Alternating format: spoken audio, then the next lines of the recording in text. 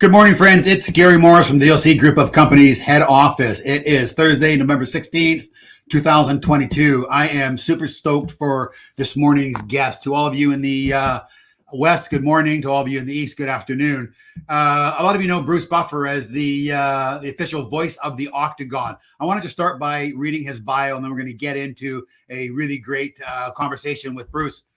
Bruce Buffer has been the official voice of the Octagon for the Ultimate Fighting Championship, the UFC, since 1997, and for many other mixed martial arts events worldwide, and is recognized internationally as the voice of mixed martial arts.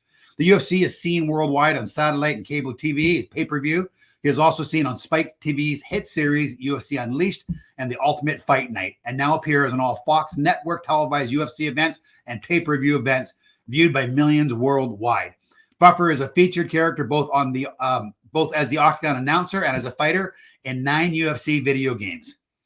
Bruce has also co-starred with Robin Williams and Billy Crystal on NBC's hit TV show Friends, and appeared alongside Antonio Banderas in the motion picture Play It to the Bone. Bruce is ranked as a professional poker player on the pro tournament poker circuit.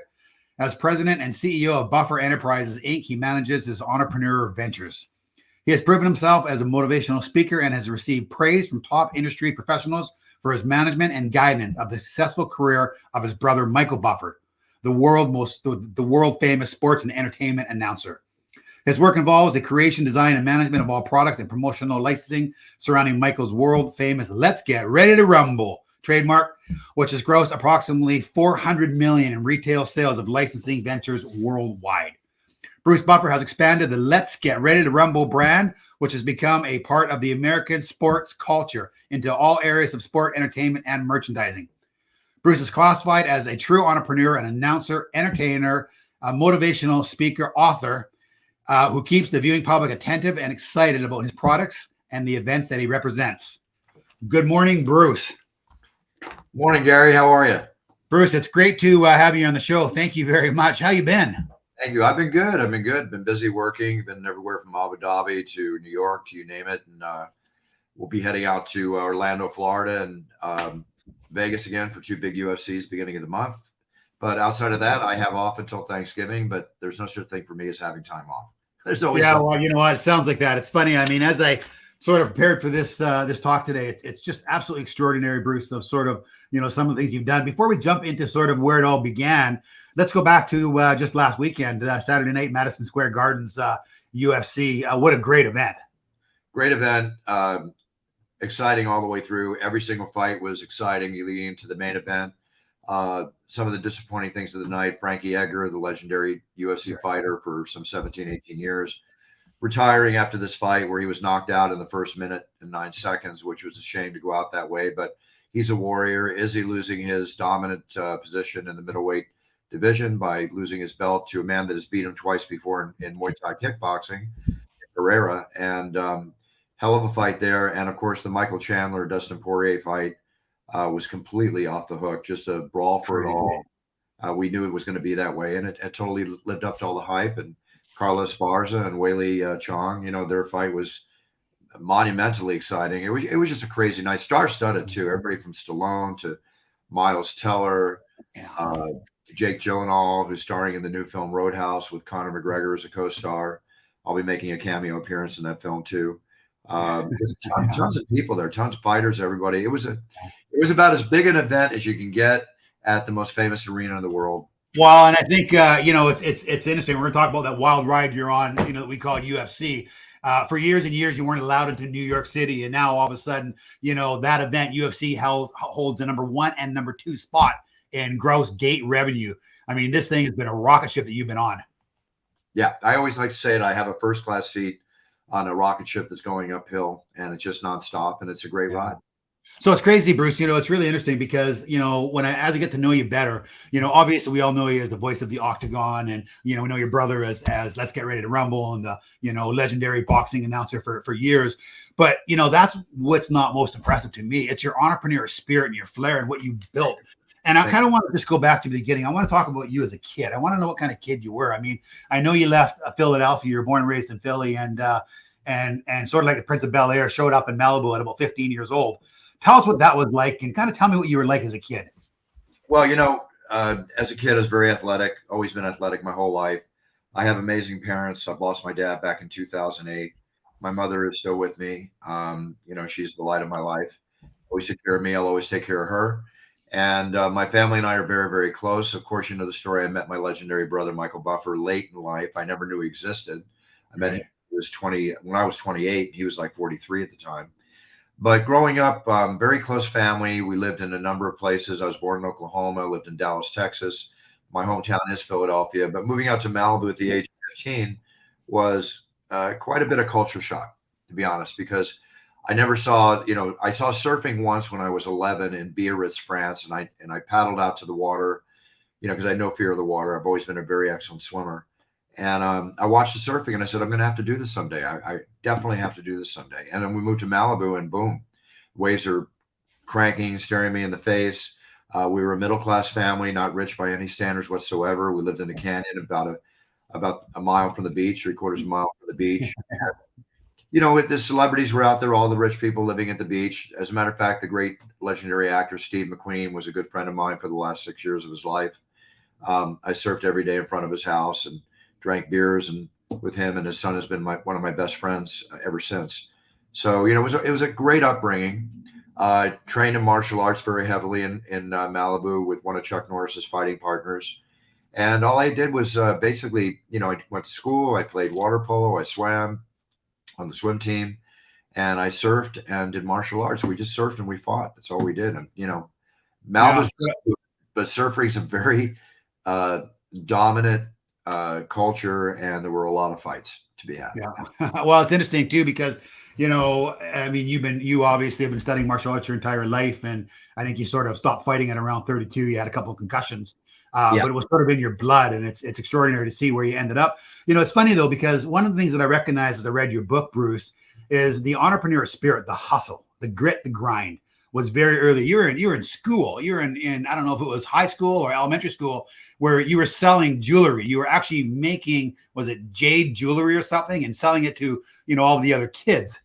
Yeah, it was high school. And, what I did was, it was a story I told in the book. I asked my mom for $75 to go on a ski trip, Friday through Sunday. That would have paid for my part of the gas, part of the condo. The lift tickets back then were just, $12.50 or something, and, have a good time. So I went up to go on the ski trip. First, she said she didn't have the money. Then she came up to me 2 days later and gave me $75 in cash. And she goes, "Don't tell your dad." I go, "Oh, okay." So I go on my ski trip. I get back 2 weeks later. I overhear them like about midnight talking in the living room about how they can't pay the $575 rent for the house that month and having problems with the other bills.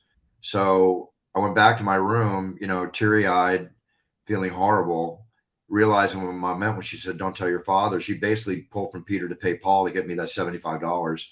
And I swore I would never borrow another dime off my parents ever again. And I would make enough money to take care of them the way they take care of me. And I immediately started my my jewelry business. We were going to collectors' gun shows as a family unit, which I wound up putting on later in life myself as one of my businesses I had.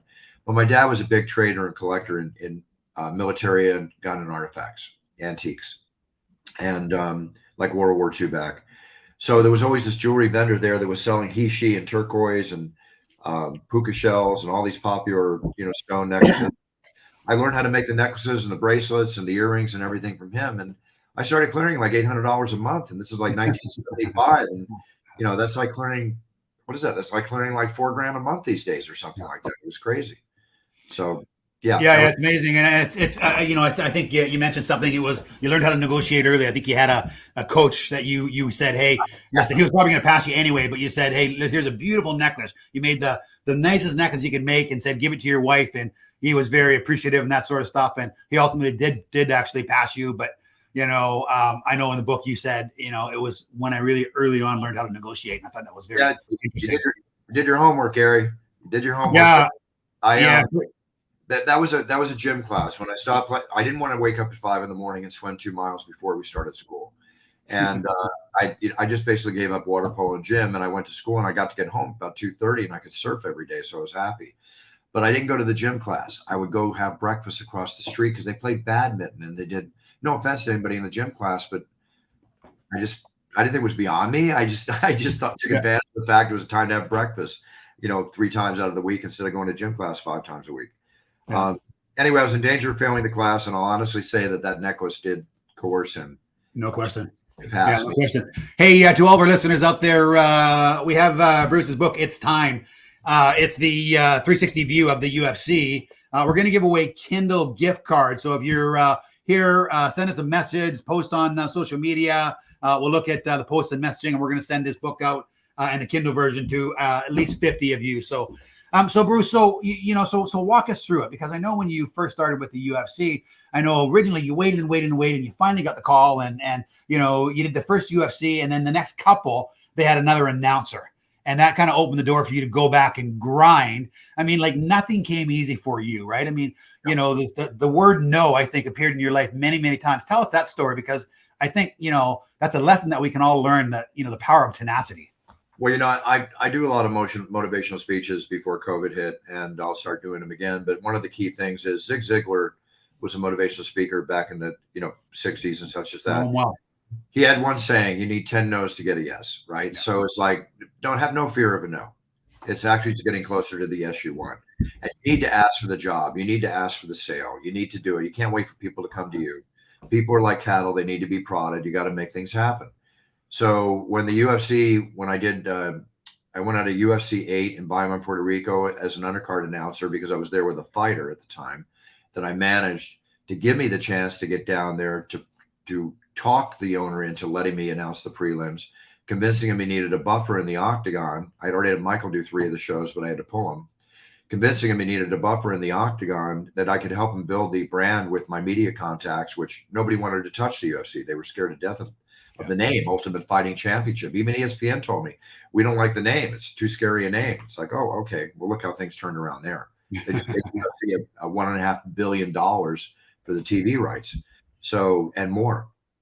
So anyway, I got a call after doing one show, UFC 10. Then they hired somebody else. And then I got a call to co-star on the TV show Friends in the second season.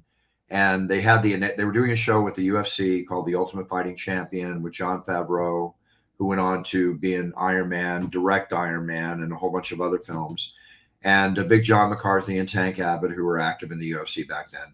So I agreed to co-star in Friends, and I again used it as a ploy. I met with the owner on the set. This is a year and a half after asking, for the job and not getting it. And I said, listen, I'm going to ask you one more time. I feel like a girl waiting to be asked to the prom, and nobody's asking me to the prom. So I'm going to ask you one more time. And I want to grow with you as the announcer. I will help you build this brand. I'm a brand builder. Let's make a deal. Best poker hand I ever played in my life. And then I started announcing every show, and I continued to do so for 18 years or more, till they had so many shows that I couldn't be everywhere every time. And now there's an undercard announcer that fills in for me 6-7 times a year, which is needed, because I can't be everywhere. I mean, one time I was in Jersey, in Atlantic City, or New York or someplace, I forget the show, and I had to be in Belo Horizonte, Brazil, 16 hours later in the octagon in a tuxedo. Okay. Yeah.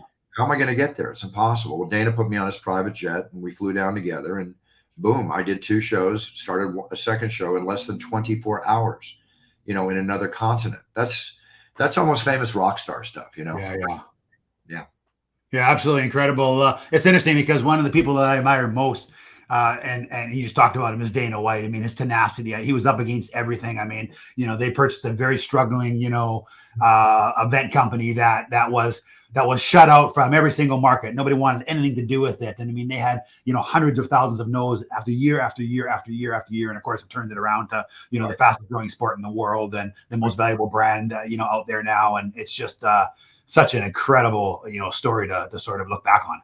It's amazing because it's basically gone from spectacle to mainstream sports. Right. And you ask yourself, in your lifetime and in my lifetime, I think I was alive when skateboarding was invented. But I, never became a skateboarder. I grew up and went to school with Tony Alva and all the Dogtown boys at Santa Monica High School. So I had that experience.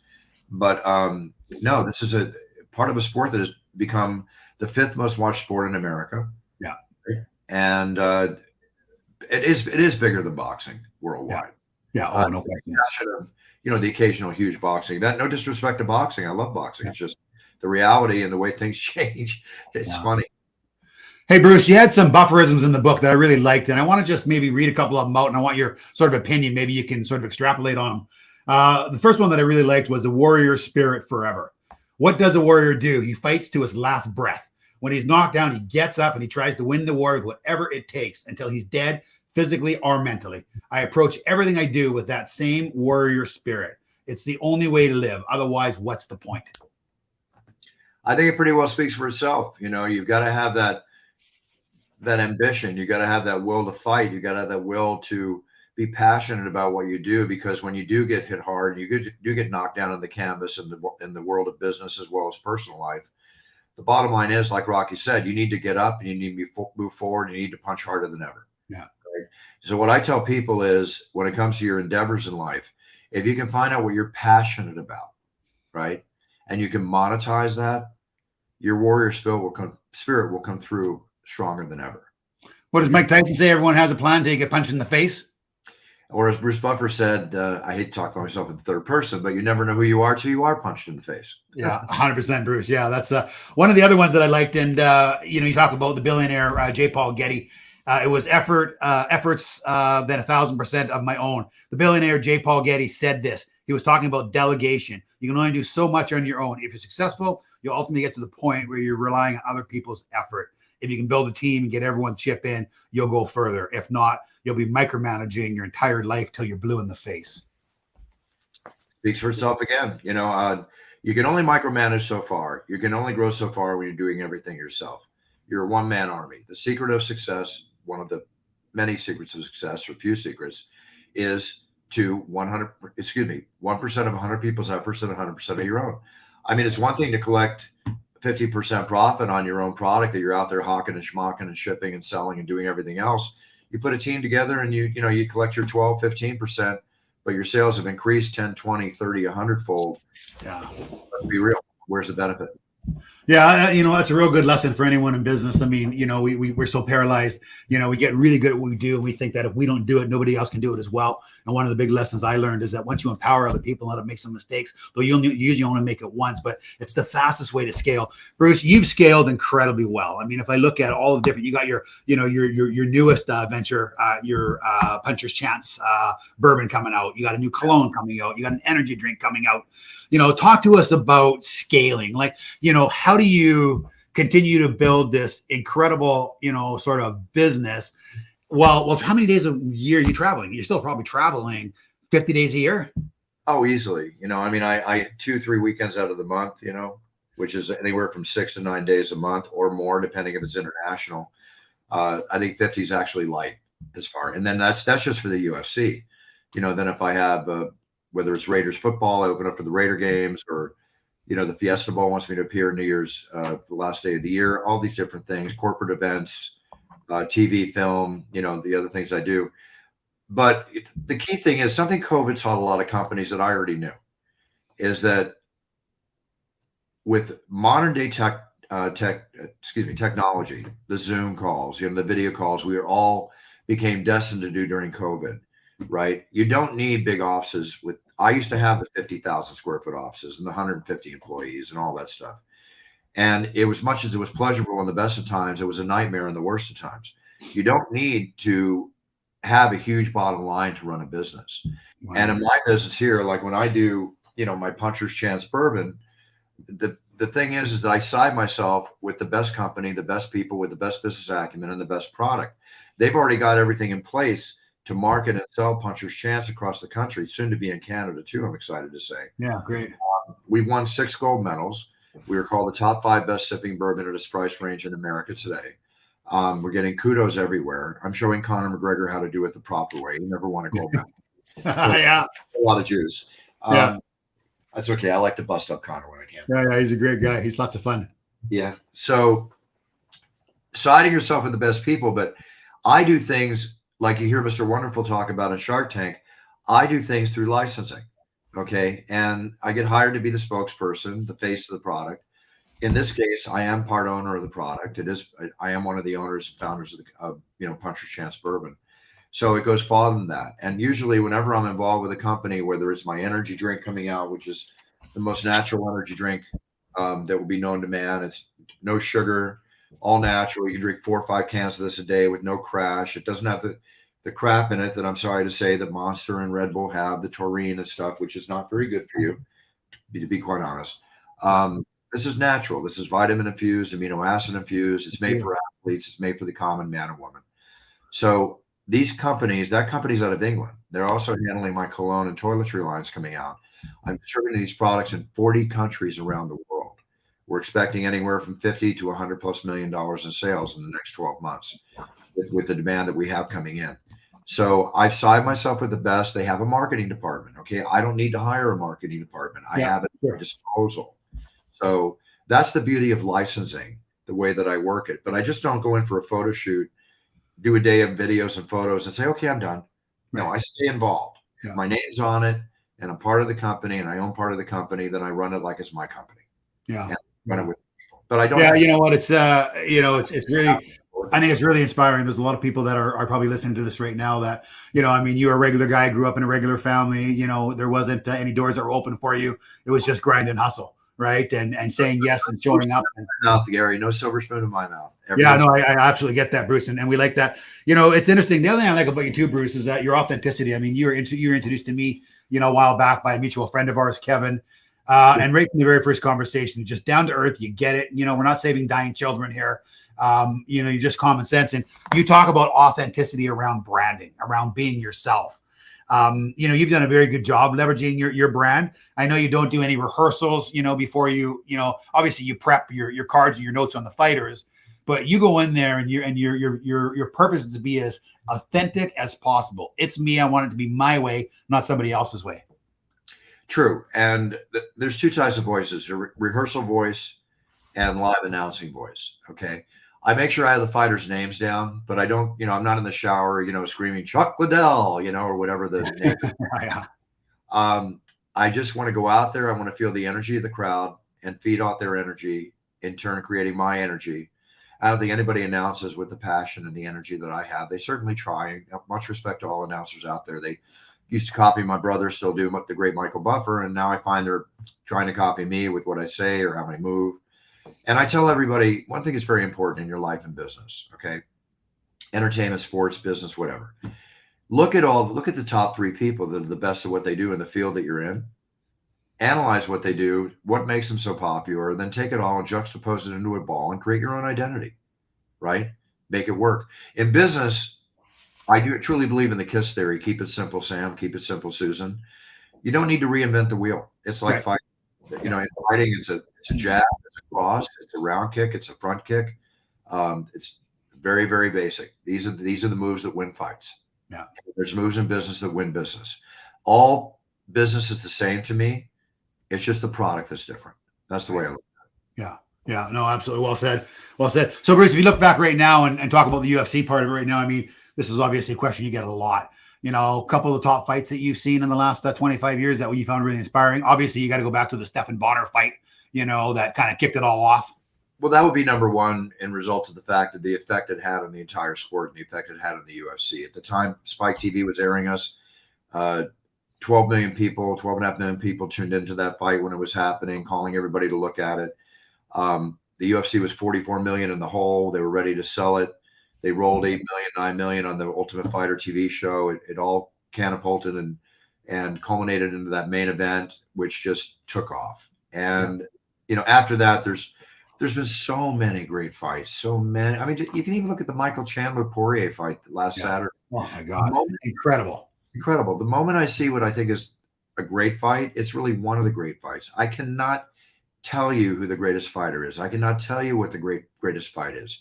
I've seen many of each, and I will continue to see many of each as we go on. Yeah. There's, it's amazing. There's so many lessons, obviously, in the tenacity and the fight that these fighters have in them. I just want to go back to just a couple more of these bufferisms. This one really resonated. Big cheers and no fears forever. You can't live in fear. Live in such a way that you're always celebrating life. Wake up every day happy, knowing you're the best that you can be. If you banish your fear, you'll rest easy, knowing that you can handle anything you come up against. When an athlete succeeds, everybody cheers. So why not do that for yourself? Kiss a pretty girl, cheers. Land a commission at work, cheers for yourself. So I mean, it's funny because we get so caught up in our bad days and the victim mentality that, that poisons people for life. And I think you sum it up really well. Yeah, it's just you can walk around and bathe in negativity, or you can walk around and take pride in positivity. And you don't want to be false with yourself. You want to look in the mirror and be real with yourself, okay? But it's like John Lennon said, there are no problems, there's only solutions. And if you really look at life that way and work through the problems, and as far as mistakes and stuff, life is full of learning experiences. When you experience something new and it didn't go well, you did it what you consider wrong, that's not a mistake. That's a learning experience. But if you do it again, then you're making a mistake. Okay. So you don't want to make mistakes in life, but you want to learn from life. Right. But yes, you got to be positive. Positive attitude is everything, but be realistic about it. Don't be cocky about it. We all need ego to survive, but there's two types of egos. There's constructive ego, which we definitely should have to succeed in life. And there's conceited ego, which quite frankly will cause you to make the wrong decisions, and a lot of them emotional because you're not being real to yourself. So stay constructive. Something I've always said, Bruce, to a lot of people. I mean, you got to be so unbelievably careful. It's those most successful that, become most vulnerable, right? Because they stop doing the things that they did to get them to, where they got to, and they start coasting a little bit and respond to calls slower and that sort of stuff. How do you keep yourself sort of at the top of your game? Because it appears to me that I think 64 now or something, by the way, you're in great shape. It appears to me that you have a lot of energy, right? And you're continuing to sort of build, on what you've already built. Well, I'm 65 now. I turned in May, and still got my six pack, still working out, all natural, doing everything the right way. Staying in shape is 75% what you eat, 25% how you train. It's like a car. You put lousy oil in the car's not going to drive well. You put lousy food in your body, eat fast food all day long, you're not going to act well. You're not going to operate well. You can be as successful as you can possibly be, but if you don't have your health, you have nothing. And you need that drive, and you need that energy to get through the day. So it's just very important to always step on the road, the pathway you're saying, like I say in my podcast.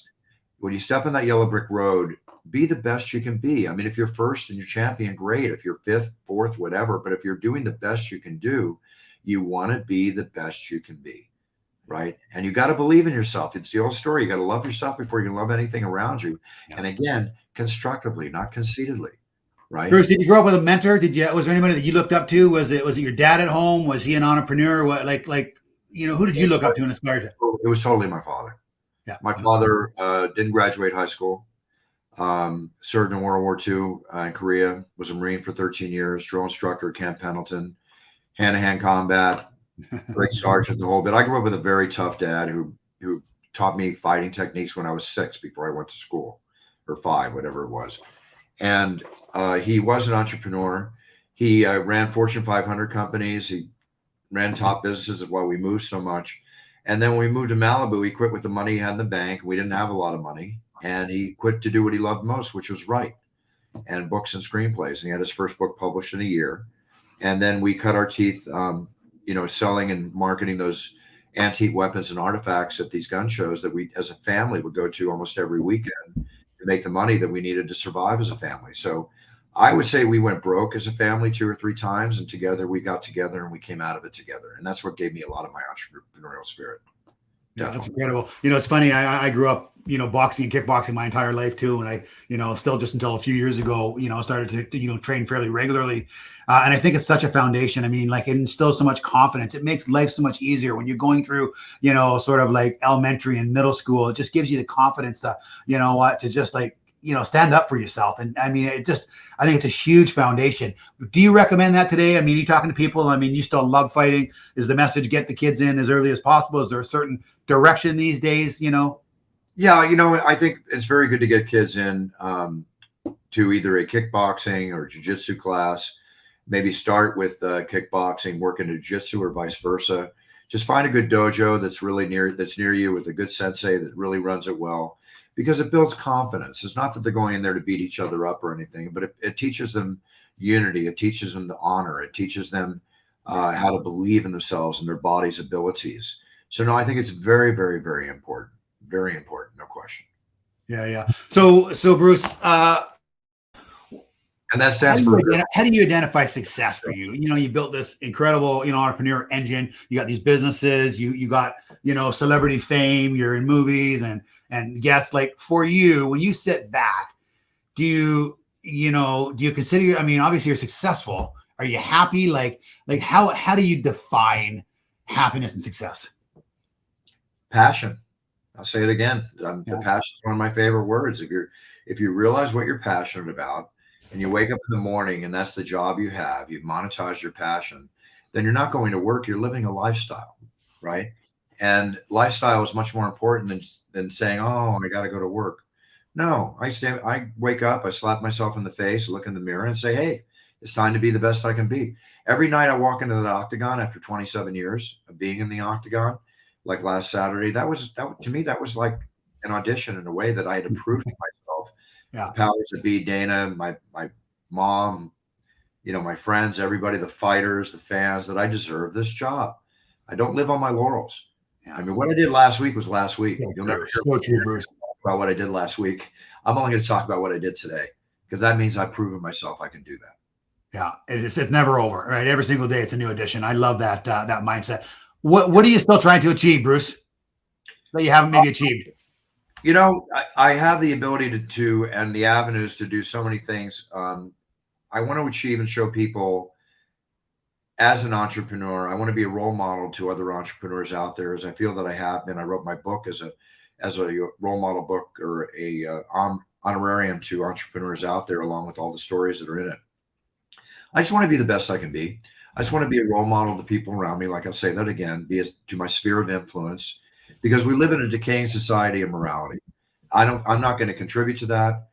What the United States here, what we've been through politically in the last 4 to 6 years, or 4 years, has divided this country tremendously. It's a shame to see what's going on.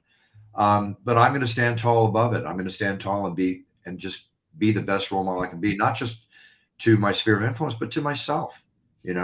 I want to take pride in what I do. I want to be good to my family. Everything I do in business is I want to make sure that all my loved ones, whether they're my blood or not around me, never have to worry about anything the rest of their lives. I have a 3-foot theory. If everybody around me is happy, prosperous, and healthy, it will all come back to me. Yeah, that's good. Yeah, good for you. Very powerful.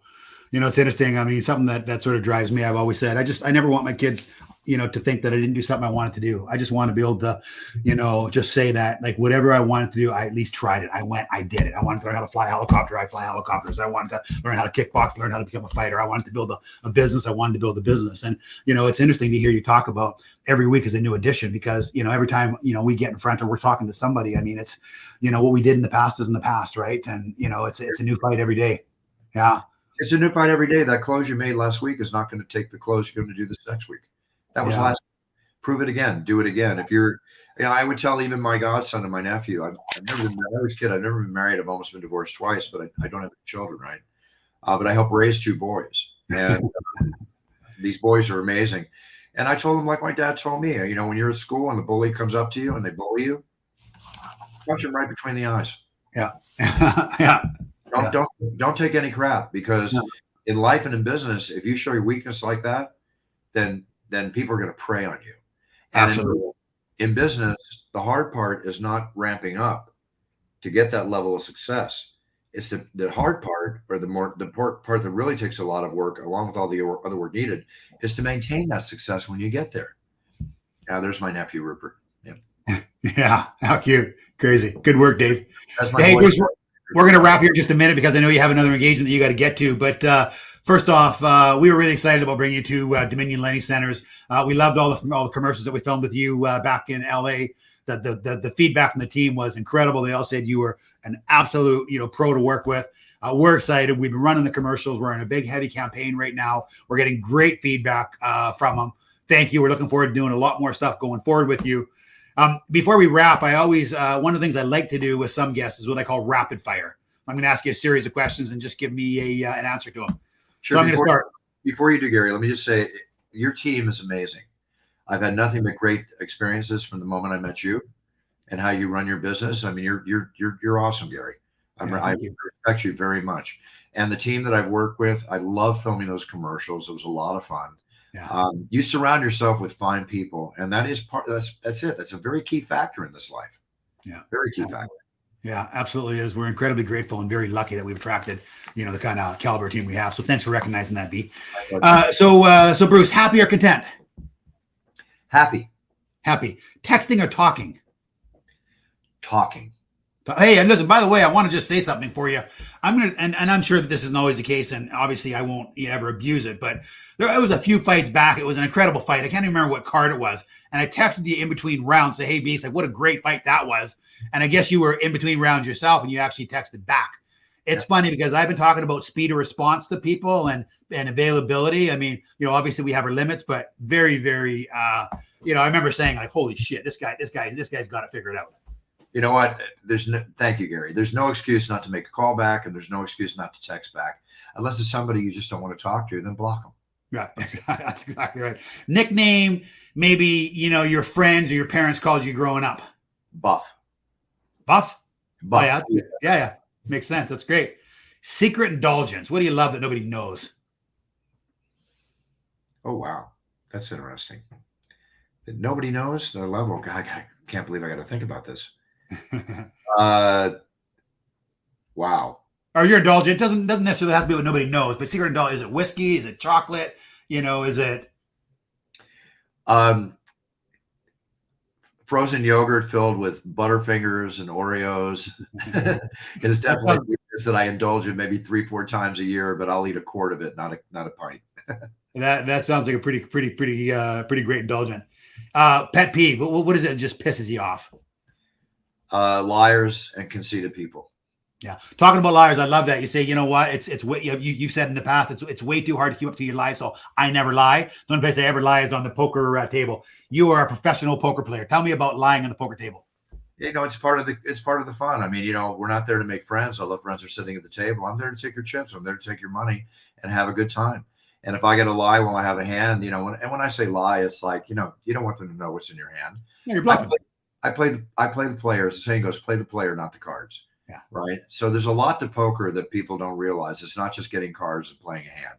Are you still actively getting in the odd game? Yeah. I mean, COVID cut it down a bit. I just did a live tournament in Vegas that was televised on the internet. 178 people, 5,000 entry fee each.